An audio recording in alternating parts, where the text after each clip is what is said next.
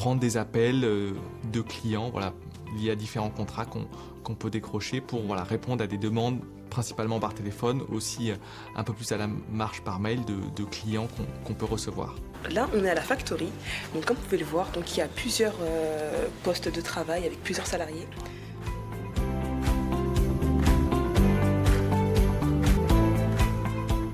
On est embauché par Access et Access a des contrats chez le client qu'ils doivent honorer parce que j'ai fait de la restauration collective et industrielle et après j'ai fait chauffeur de taxi. Je suis ingénieure en télécom d'expérience de 25 ans.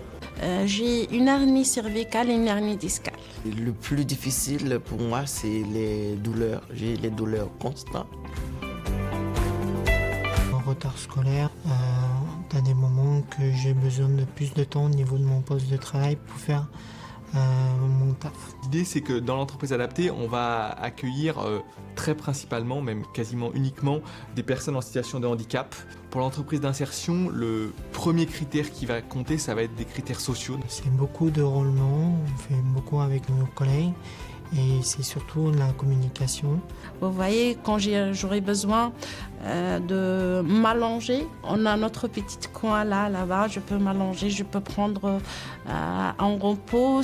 Je peux aussi aller à mon rythme, c'est pas un poste de travail classique. Je pense que la première chose qui vient aux gens, c'est de dire d'adapter le poste de travail. Alors c'est vrai, là on est vraiment vigilant à permettre aux gens de monter en compétence à leur rythme. Mais quand j'ai un souci, j'ai du monde qui peut me prendre en charge, je peux appeler. J'accompagne en fait sur l'accompagnement social, sur tout ce qui va être accès aux droits, demande de logement, vraiment tout ce qui va être à peu près administratif. Et aussi je travaille avec eux sur l'élaboration du projet professionnel. Donc l'idée c'est que c'est un contrat de maximum 2 ans qui est censé servir pour qu'ensuite la personne puisse retrouver un emploi ou un débouché dans le secteur on va dire plus classique. Avant j'étais libérée, je lâche un contrat, je prends un autre. Sur un CV qui est trop demandé.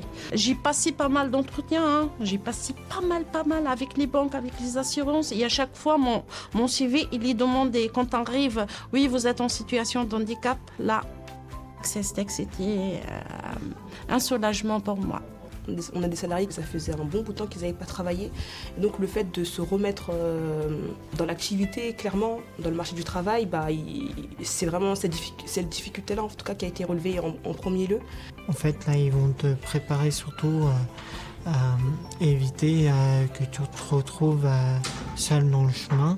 Parce qu'on ne prend pas en compte seulement que je travaille, mais on prend en compte mes problèmes sociaux, santé.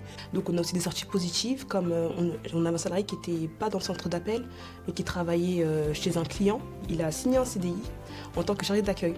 Je ne serais pas dans cette situation-là si moi j'avais fait les choses à temps. Tous ces dispositifs-là sont là. Mais moi, j'avais pas l'idée ni l'élan. Moi, c'était de pouvoir travailler et gagner ma vie. Et ça, on n'a pas cette culture-là que le corps, et il faut travailler en pensant au corps. On est touché pleinement par les évolutions, l'automatisation, l'intelligence artificielle. Du coup, encore une fois, les métiers historiques informatiques qu'on avait, c'était notamment le métier du test logiciel ou du support utilisateur, sont des métiers qui sont influencés par toutes ces évolutions-là. Et du coup, on est en train de réfléchir à comment trouver en fait, des métiers qui soient accessibles pour des personnes qui ont peu ou pas d'expérience dans l'informatique. Access Tech, ce n'est pas une simple entreprise adaptée aux personnes handicapées. C'est plus que ça, c'est une deuxième famille.